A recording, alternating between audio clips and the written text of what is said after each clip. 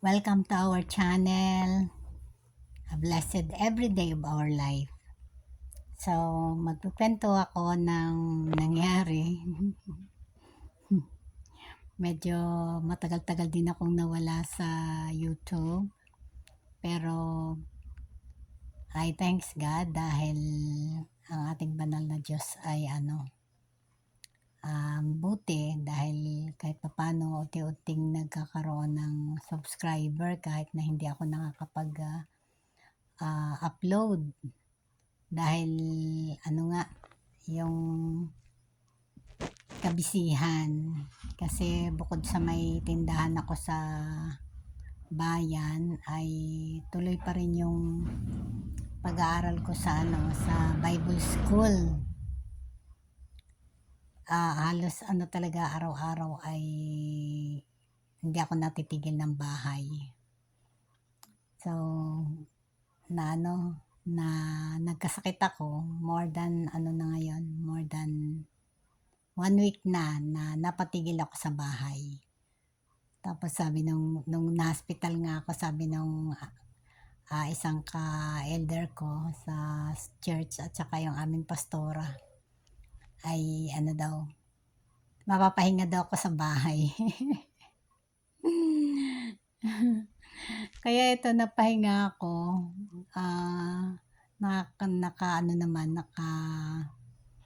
Nakaroon nga naman ng time na magstay sa bahay. Hindi ako nakapasok ng ilang araw sa Bible School. Pero ito ang masasabi ko, mabuti pa rin talaga ang Panginoon. He is always, all the time, very good. So loving, so amazing, and super powerful talaga. So, yung pagiging warrior ko, kahit na may sakit ako at that time ng few days, ngayon ay ang pagiging prayer warrior ko ay nandun pa rin na talagang pinipilit ko talagang gawin. At saka may pinagawa dun sa pagkakasakit ko na yon ng ilang araw. Maraming pinagawa ang Panginoon sa akin into prayer. Grabing battle, grabe. Hanggang sa slow down ako ng Panginoon nung mga after 1 week ay medyo nanghina na ako dahil hindi nga ako makakain. Pero alam ko na ang Panginoon, kasi siya lang talaga ang humahawak sa atin. Walang ibang Diyos na mag-hold on sa atin, hawakan tayo sa kamay, yayakapin tayo, kundi ang Diyos lang sa kaitaasan ng kalangitan na lumikha ng langit, ng universe na to, ng mundo na to, at tayo na sangkatauhan. Kaya ayun, talagang ang daming pinagawa, ang daming pinabattle sa akin ng Panginoon. Nakasama ko rin sila, ang Ama, ang Anak, at ang Banal na Espiritu at ang kanyang mga anghel, na talagang habang nagbabattle ako ay kung alam niyo yung in tongues, prayer in tongues, ay yun. Kasi yun ang gift ng isang napakagandang gift ng Panginoon sa akin, na prayer in tongues ako, na may anointing ako ng prayer in tongues. Nakakausap ko ang Panginoon sa tongues ng naintindihan ko ang sinasabi ko sa Kanya. Pero ang lumalabas sa bibig ko ay ibang language na hindi ko naman alam. So, ganon. So, nagbabattle ako. Kasama ko pa rin ang Panginoon. Ganon siya kabuti. Talagang hindi ko hinayaan na yung magpatalo sa gawa ng kaaway. Kasi lahat ng sakit ng tao ay galing yan sa kaaway. Yun ang ganun ang positive mindset ko. Ganun talaga mindset ko, kasi very positive ako pagdating sa mindset.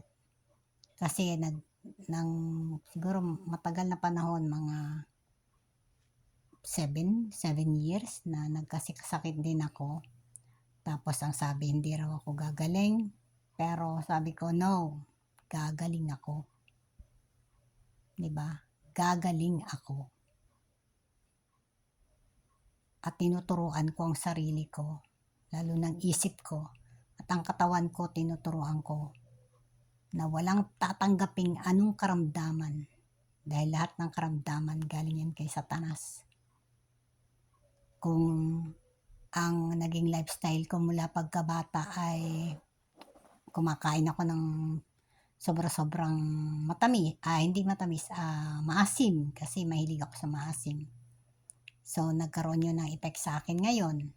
Pero, kung tutusin, mula pagkabata,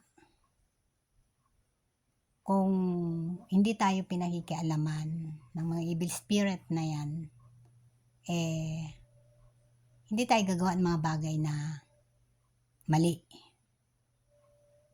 Diba?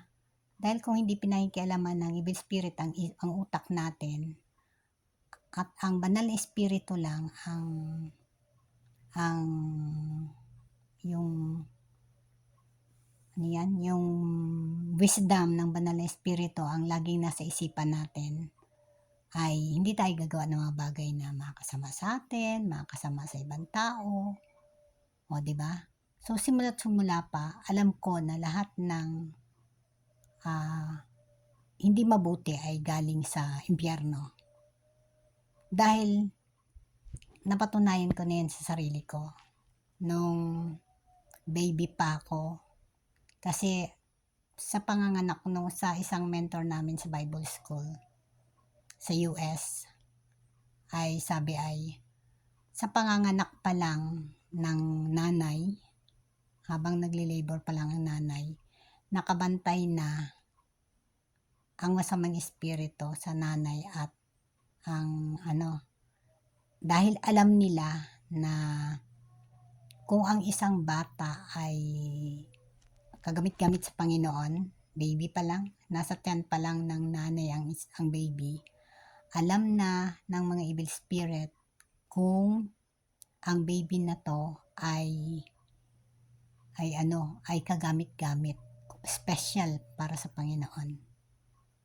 Diba? Kasi merong prophet, merong pastor, merong apostle, merong evangelist, yan, ganon.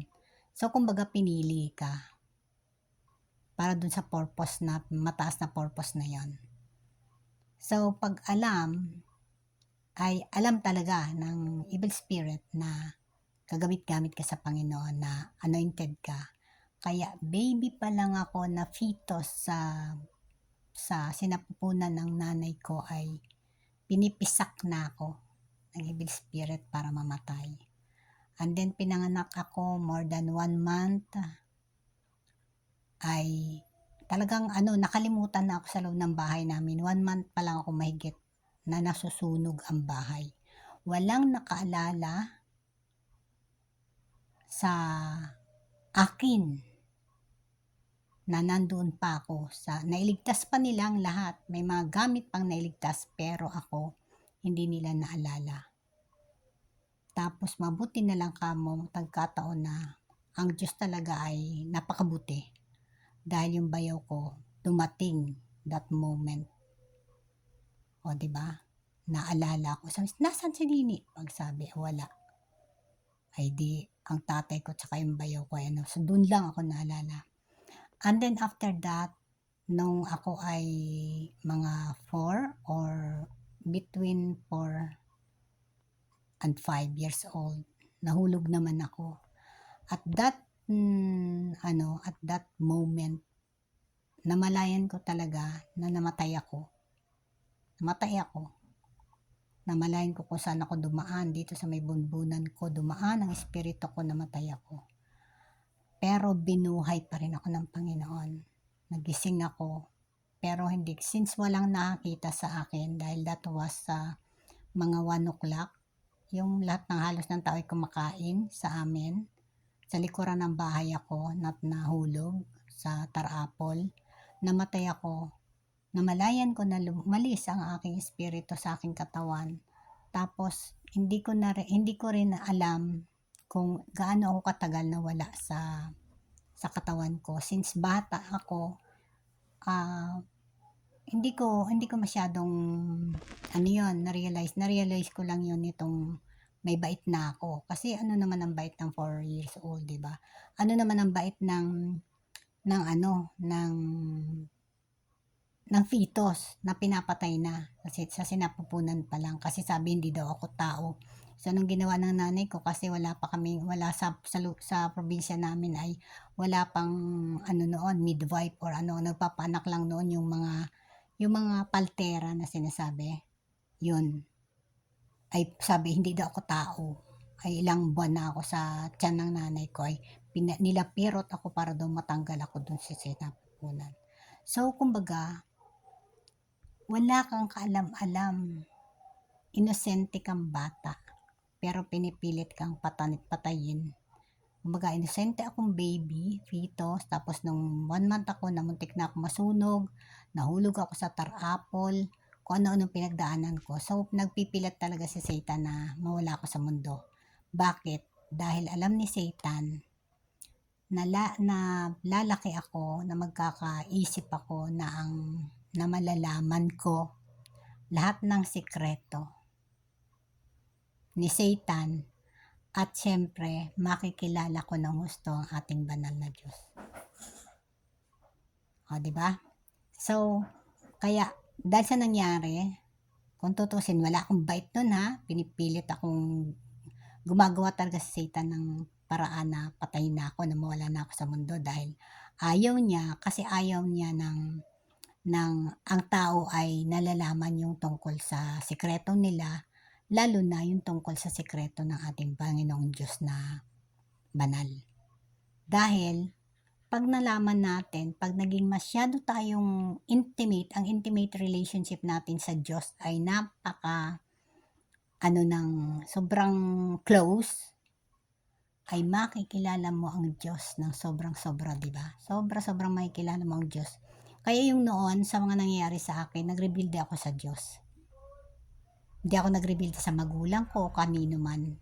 Nalaman ko na lang lately, nung may nakilala ko na ang Diyos, nalaman ko lang na sa Kanya pala ako nagre-rebuild. So ngayon, kanino ako nagre-rebuild? Kay Satan. So siya ang kalaban ko at kalaban ng Diyos ngayon. At alam natin na pinaglalaban tayo ng Diyos ng Panginoong Diyos sa lahat ng tagapagmana ng impyerno. Yung mga evil spirit na yan. Kaya palagi nating tatandaan na magtiwala sa Panginoon. Ako nagpapasalamat ako sa Panginoon dahil magaling na ako. Nagpapahinga pa rin. Next week pa rin ako papasok sa school. At ito pa nga hindi ako nakapagbukas ng tindahan ng I think mga siguro 2 weeks na. It's okay. Ang Panginoon ay nagpo-provide. Ang Panginoon ay lahat ng encounter ko sa Panginoon, lahat ng miracles na ginagawa niya sa buhay ko at sa family ko ay sobrang nakaka-amaze. Saka isa pa, ang isa pang ugali ko rin ay yung mas mahilig ba akong tumulong? Time o financial pag meron ako, ganon. O tumulong lalo na sa mga anak ko, sa mga apo ko. Supposedly ay wala na kasi akong pinapaaral. Ay yung 3 anak ko ay may mga anak na rin. May mga asawa na, kumbaga may kanya-kanyang pamilya. Yung bunso ko na lang ang walang pamilya, pero nagtatrabaho na siya. So wala na akong paaral. Pero syempre, bilang lola, tumutulong pa rin ako sa mga anak ko at sa mga apo ko. Dahil kailangan nila ng tulong. Kasi ang mga yan, pag hindi naman nila kailangan ng tulong, itong panganay ko ay kailangan ng tulong financially, so tumutulong ako. Diba? Ganun lang talaga ang isa sa unang-unang purpose natin din dito sa mundo ay ang tumulong. Kasi lalong nagpapala ang Panginoon sa mga matulungin na tao. Diba? Ako basta, pagtulong ko, wala na, hindi ko na yan iniisip. Pag tumulong, wag mo na isipin, wag mo na rin isipin na ano ka pa, na mas maganda nga yung hindi ka na hindi ka na nag-expect. Kasi ang Panginoon ang magbabalik nun sa'yo. Di ba po? So, ganun lang. Patuloy tayong magbigay ng time para sa Panginoon. Sikapin natin ang ating relasyon sa Panginoon ay maging intimate.